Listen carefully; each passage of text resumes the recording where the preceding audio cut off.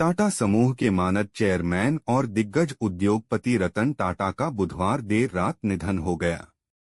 वो कई दिनों से बीमार थे। उनके निधन पर पूरे देश में शोक की लहर है। रतन टाटा एक बिजनेसमैन होने के साथ साथ समाज सेवक भी थे। आइए जानते हैं कि उनसे जुड़े कुछ रोचक तथ्यों के बारे में। रतन नवल टाटा का जन्म 28 दिसंबर 1937 को मुंबई में नवल टाटा और सूनी टाटा के घर हुआ था। वो जमशेदजी टाटा के परपोते थे। उन्होंने ही टाटा समूह की स्थापना की थी। रतन टाटा की शुरुआती पढ़ाई मुंबई के कैंपियन स्कूल में हुई थी। यहाँ वो 8वीं क्लास तक पढ़े थे। इसके बाद उन्होंने आगे की पढ़ाई John Connon school Mumbai, Bishop Cotton school Shimla और रिवरडेल कंट्री स्कूल न्यूयॉर्क से की। उन्होंने न्यूयॉर्क के कार्नेल विश्वविद्यालय से 1959 में आर्किटेक्चर में स्नातक की डिग्री हासिल की थी। इसके बाद उन्होंने 1961 में टाटा स्टील से अपने करियर की शुरुआत की थी। रतन टाटा के माता पिता 1948 में अलग हो गए थे। इसके बाद उनकी दादी नवाजबाई टाटा ने उनका पालन पोषण किया। एक इंटरव्यू में उन्होंने बताया था कि उन्हें लॉस एंजल्स में काम करते प्यार हुआ था, लेकिन 1962 में चल रहे भारत चीन युद्ध की वजह से लड़की के माता पिता ने उसे भारत आने से मना कर दिया था, जिस वजह से इन्होंने फिर कभी शादी नहीं की। वो 1991 में टाटा समूह के अध्यक्ष बने थे। उन्होंने 2012 तक इस समूह को चलाया। उन्होंने टाटा समूह का पुनर्गठन उस समय शुरू किया जब भारतीय अर्थव्यवस्था का उदारीकरण चल रहा था। 2009 में रतन टाटा ने मिडिल क्लास के लिए दुनिया की सबसे सस्ती कार नैनो लॉन्च की थी। इस कार की कीमत 1 लाख रुपए थी, जिससे व्यवसाय विस्तार में महत्वपूर्ण भूमिका निभाई। उन्होंने जगुआर और लैंड रोवर का अधिग्रहण भी किया था। रतन टाटा को दुनिया न केवल एक महान उद्योगपति के रूप में जानती है, बल्कि एक परोपकारी व्यक्ति के रूप में भी पहचानती है। टाटा सन्स के चेयरमैन के रूप में उन्होंने टाटा ग्रुप को विश्वस्तरीय कंपनी बना दिया, जो 100 से अधिक देशों में फैली हुई है। उन्होंने भारतीय उद्योग जगत को नई ऊंचाइयों पर पहुंचाया और समाज के लिए अनगिनत कल्याणकारी कार्य किए। रतन टाटा की सैलरी उनके पद और कंपनी के आकार की तुलना में अपेक्षाकृत कम थी। बतौर चेयरमैन उनकी सालाना सैलरी लगभग 2.5 करोड़ रुपए थी, यानी हर महीने करीब 20.83 लाख रुपए।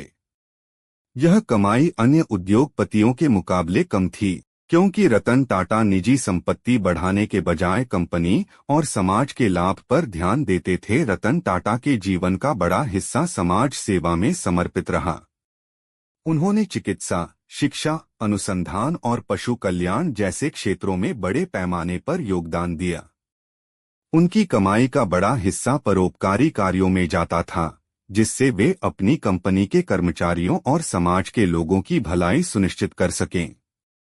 75 वर्ष के होने पर रतन टाटा ने 28 दिसंबर 2012 को टाटा समूह में अपनी कार्यकारी शक्तियों से इस्तीफा दे दिया। उनके उत्तराधिकार पर आगामी नेतृत्व संकट ने गहन मीडिया जांच को आकर्षित किया। कंपनी के निदेशक मंडल और कानूनी प्रभाग ने उनके उत्तराधिकारी साइरस मिस्त्री को नियुक्त करने से इनकार कर दिया, जो टाटा के रिश्तेदार और शापूरजी पल्लोंजी समूह के पल्लोंजी मिस्त्री के बेटे थे, जो 24 अक्टूबर 2016 को टाटा ग्रुप के सबसे बड़े व्यक्तिगत शेयरधारक थे। साइरस मिस्त्री को टाटा सन्स के चेयरमैन पद से हटा दिया गया और रतन टाटा को अंतरिम चेयरमैन बनाया गया। उत्तराधिकारी खोजने के लिए एक चयन समिति का गठन किया गया, जिसमें टाटा भी एक सदस्य के रूप में शामिल थे। 12 जनवरी 2017 को नटराजन चंद्रशेखरन को टाटा सन्स के अध्यक्ष के रूप में नामित किया गया था। यह भूमिका उन्होंने फरवरी 2017 में ग्रहण की थी। फरवरी 2017 में मिस्त्री को टाटा सन्स के निदेशक के रूप में हटा दिया गया था। National company law appellate tribunal ने बाद में दिसंबर 2019 में पाया कि टाटा सन्स के चेयरमैन पद से साइरस मिस्त्री को हटाना गैरकानूनी था और उन्हें बहाल करने का आदेश दिया गया। अपील पर भारत के सर्वोच्च न्यायालय ने साइरस मिस्त्री की बर्खास्तगी को बरकरार रखा। टाटा ने अपनी संपत्ति से कई कंपनियों में भी निवेश किया था। उन्होंने भारत की प्रमुख ई-कॉमर्स वेबसाइटों में से एक स्नैपडील में निवेश किया था।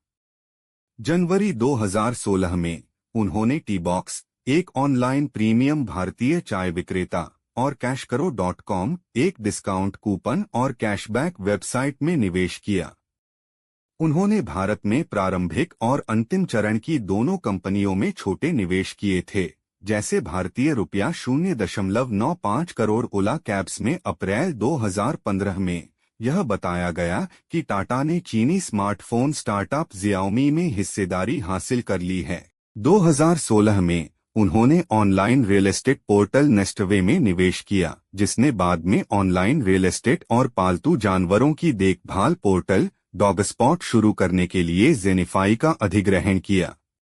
टाटा ने अंतरपीढ़ी को प्रोत्साहित करने के लिए वरिष्ठ नागरिकों के लिए भारत का साथी स्टार्टअप गुडफेलोज भी लॉन्च किया। टाटा के एजुकेशन एंड डेवलपमेंट ट्रस्ट ने $28 मिलियन का टाटा स्कॉलरशिप फंड दिया है, जो कॉर्नेल यूनिवर्सिटी को भारत के स्नातक छात्रों को वित्तीय सहायता प्रदान करने की अनुमति देगा। छात्रवृत्ति निधि किसी भी समय लगभग 20 विद्वानों का समर्थन करेगी और यह सुनिश्चित करेगी कि सर्वोत्तम भारतीय छात्रों को उनकी वित्तीय परिस्थितियों की परवाह किए बिना कॉर्नेल तक पहुंच प्राप्त हो। छात्रवृत्ति प्रतिवर्ष प्रदान की जाएगी। प्राप्तकर्ताओं को यह कॉर्नेल में उनके स्नातक अध्ययन की अवधि के दौरान प्राप्त होगा। रतन टाटा को विभिन्न क्षेत्रों में उनके योगदान के लिए कई पुरस्कारों से सम्मानित किया गया है। इनमें शामिल हैं पद्म भूषण 2000, पद्म विभूषण 2008, सर्वश्रेष्ठ CEO 2012, fixie lifetime achievement award 2012।